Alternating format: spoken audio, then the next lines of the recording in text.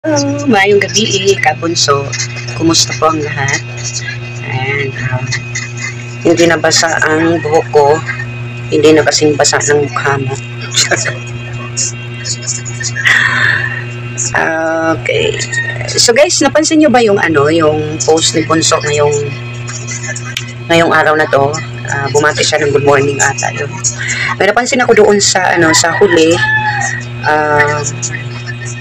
Parang see you, no?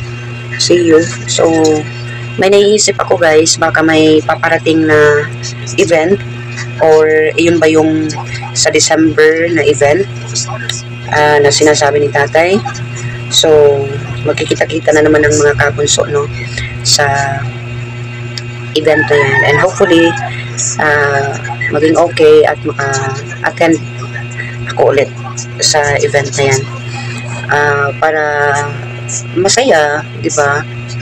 At makita ko ulit ang mga friendship out there. Anyway, malayo pa naman yan. At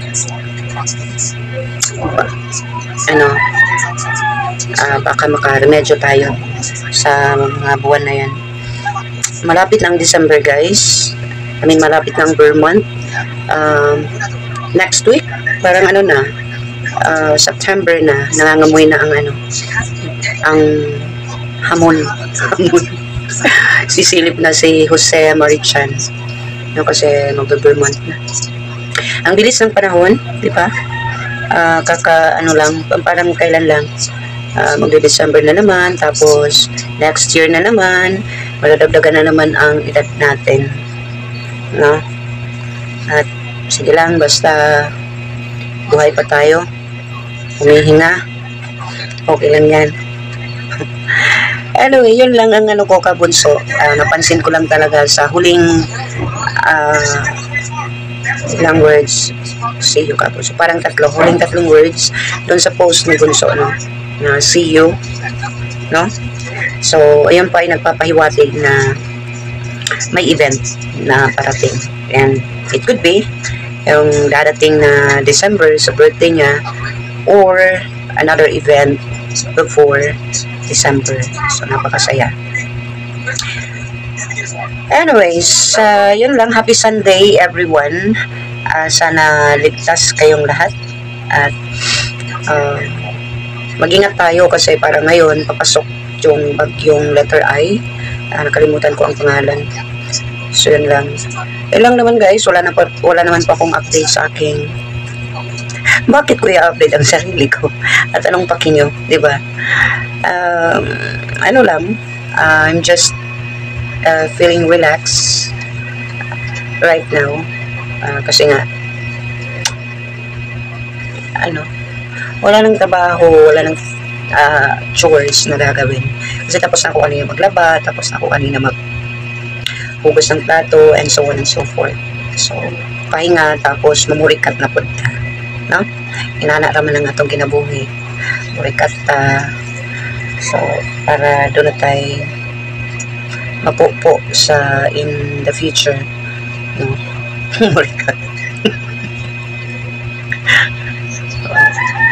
So, yun lang mga kabunso.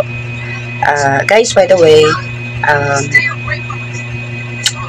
mag-share tayo sa mga ni Bunso, mga post, mga uploads, lalong-lalo na sa mga pinopost niya sa Facebook.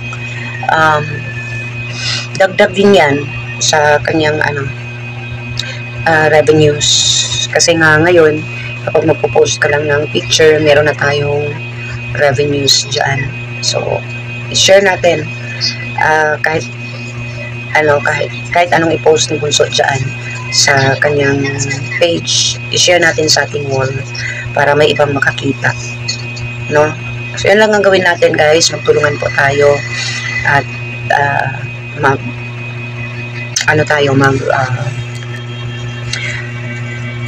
mag-share. Wala na akong ibang masabi. And by the way guys, before we end this video, nais ko lang pong bigyan ng kasagutan may nag-comment kasi doon sa upload ko about a contest. Klaro naman siguro yung sinabi ko, musical instrument. Any songs na ano ninyo, basta solid ka bunso, no? Yan ang requirements po natin. Isa sa mga requirements po natin, dapat solid ka bunso at ang sasali sa ating patimpalak. Yun lang. Magabang lang kayo sa iba pang update about that competition.